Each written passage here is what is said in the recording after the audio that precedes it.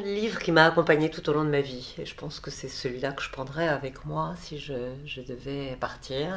Et ben, c'est Le Petit Prince d'Antoine de Saint-Exupéry. Alors Antoine de Saint-Exupéry, parce que quand on est dans le monde de l'aéronautique, ben voilà, c'est un modèle, c'est un héros, c'est un guide.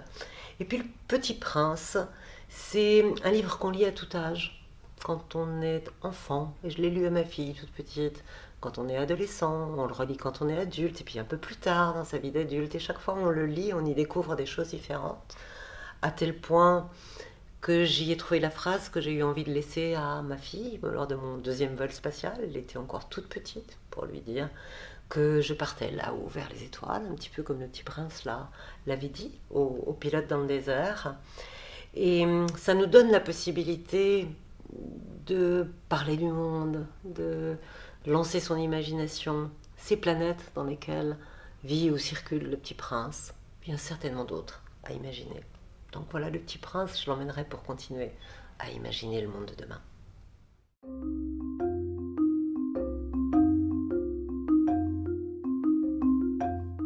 La science pour moi, c'est la curiosité.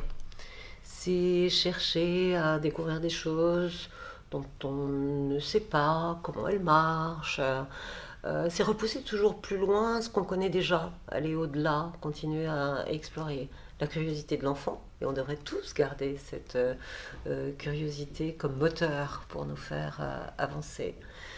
Ça peut être la curiosité dans une recherche très très fondamentale, essayer de comprendre des éléments importants. Ça peut être une curiosité d'utiliser différemment des choses qui sont à notre disposition. C'est ce qu'on entend par innovation, par exemple. Donc la curiosité, elle est présente dans tous les domaines de la recherche.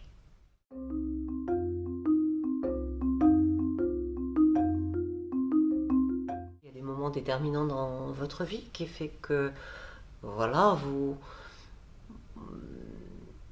quelque chose résonne en vous, un désir apparaît, et ce désir, moi, il n'a pas émergé d'une rencontre, mais d'un événement très particulier que beaucoup ont vécu.